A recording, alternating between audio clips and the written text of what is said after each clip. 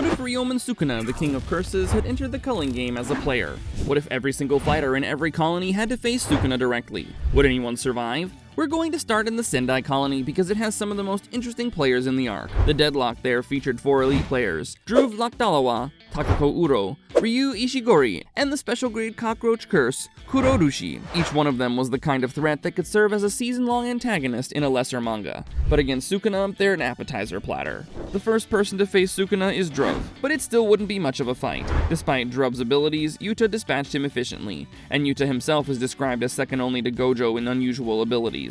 Sukuna is demonstrably stronger than both of them, so Dhruv essentially evaporates before the fight even gets interesting. His Shikigami technique, which kept the entire Sendai Colony in a deadlock for 12 days, becomes irrelevant the moment Sukuna decides to move. And Sukuna would not stand around admiring the stalemate. He would walk in, identify the strongest target, and get to work. The Shikigami disappear before they know what hit them. When Dhruv's Shikigami vanish, Kurourushi wakes up and starts feeding on the colony's civilians, which in the actual story gave Yuta a genuine headache. Sukuna would barely blink. He's a man who casually massacred hundreds of civilians in Shibuya purely for sport, and who felt nothing about it afterward. A giant cockroach curse that spawns endless swarms and wields a festering meat cleaver is not a threat to the king of curses. It's just something to dismantle between bites. Kurourushi wouldn't even get a full minute of screen time before the slash arrives. That brings us to 2 of the hardest hitters in the colony: Uro and Ishigori. Takako Uro's sky manipulation lets her fold and redirect space itself, making her one of the most technically gifted players in the entire game. Against most opponents, warping the space in front of an incoming attack is essentially an automatic nullification. But Sukuna doesn't fight like most opponents. His cleave and dismantle don't operate on the same spatial logic that Uro's technique was designed to exploit. She folds space and he adjusts the trajectory of the slash without breaking a sweat. There's no angle she can fold toward that makes the geometry work in her favor.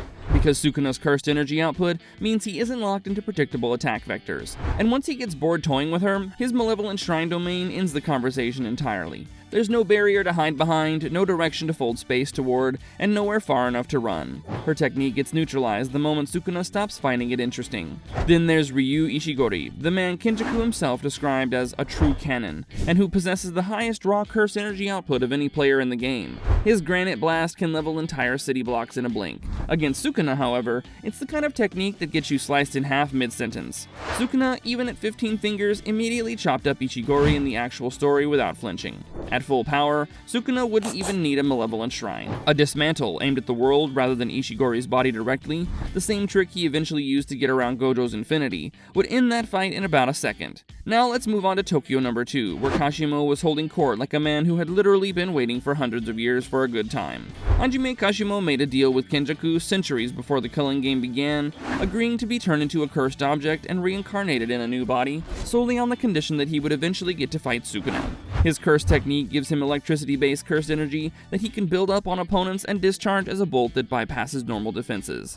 Against Hakari, who has overwhelming cursed energy output of his own, Kashimo was still able to eviscerate Panda and push Hakari hard before eventually losing. Hakari is no slouch, but Kashimo dreamed his whole life about fighting Sukuna specifically because he believed Sukuna was the only one alive or dead who could give him what he actually needed. So in this timeline, Kashimo finally gets his wish. And honestly, it would be the best fight of the entire Culling Game, if only for a few minutes. Kashimo's lightning would genuinely reach Sukuna since it charges the opponent rather than firing in a straight line that can simply be cut. Sukuna would feel it. He might even respect it for half a second, which for Sukuna is basically a standing ovation. Then he would cleave Kashimo clean through and feel absolutely nothing about it afterward, which in a twisted way is exactly what Kashimo would have wanted. Losing to the King of Curses in a blaze of electricity isn't a defeat. It's the conclusion of a 400-year prayer. Kashimo's tombstone was basically already written the moment he made that deal with Kenjaku. Before leaving Tokyo number 2, there's also Charles Bernard to address, the aspiring manga artist who got swept into the Culling Game against his will. His technique gives him foresight into the future of whoever he draws blood from. It's a genuinely clever ability that gave Hakari a moment of real trouble. Against Sukuna, Charles would need to draw blood first, and Sukuna's reverse curse technique would close that scratch before Charles could even process what he was seeing in the vision. Any glimpse of Sukuna's future would just be more violence anyway, probably aimed directly at Charles. He doesn't get a chapter, he gets a panel. Moving on to Tokyo number 1, this is where Higuruma is, and if Kashimo was the most entertaining matchup, Higuruma is the most theoretically dangerous one. His domain, Deadly Sentencing, is a non-violent courtroom where a Shikigami called Judgeman puts the opponent on trial, and if found guilty, they either lose their curse technique to confiscation or face the executioner's sword, a blade that kills in a single scratch. In the actual Shinjuku showdown, a stronger, more developed Higuruma managed to confiscate Sukuna's curse tool Kamatoke. That was later, after he had grown considerably. The Culling Game version hasn't developed reverse curse technique yet, and is working with a much shallower toolkit. Still, the battle matters because it's the only scenario in the entire Culling Game where a player could theoretically strip Sukuna's technique. Could Higuruma land confiscation and remove Shrine? Technically possible, which is genuinely terrifying. But here's the issue. Sukuna doesn't carry a curse tool. He is the curse tool. Unlike Gojo, who had Kamatoke to sacrifice confiscation, Sukuna's technique is innate. If confiscation lands, it removes the shrine directly, stripping, cleave, and dismantle entirely. That's a nightmare scenario for the King of Curses. Except Sukuna without Shrine is still a physically dominant force with massive curse energy reserves, full reverse curse technique, the 10 shadows on standby, and a combat IQ sharpened over 1,000 years of nothing but fighting. Higuruma's executioner's sword only needs one scratch to kill, but landing it on a fully aware, furious Sukuna who has already survived the trial and knows the exact mechanics of what he's facing, that sword is not getting anywhere near him. Sukuna would put Higuruma down with a reinforced punch that rearranges his internal organs before the lawyer takes a second step. And then there's Reggie Star's group in the same colony.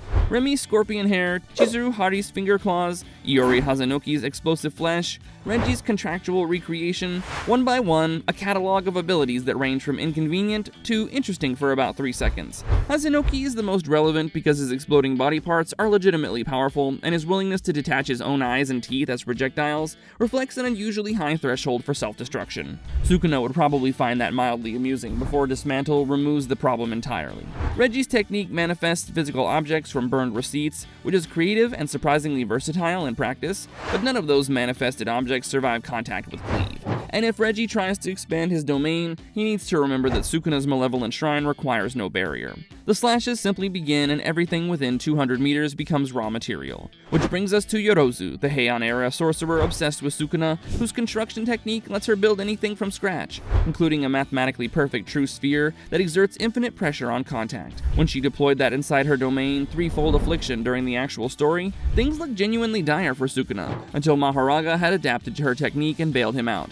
In the Culling Game version, Sukuna hasn't tamed Maharaga yet. He would need to be more measured, more deliberate, which is an unusual mode for him. But Yorozu's true sphere, devastating as it is, still needs to connect. Malevolent Shrine is a 200-meter field of guaranteed slashes that don't require contact at all. Sukuna opens the domain and the sphere gets dismantled before it can travel the distance.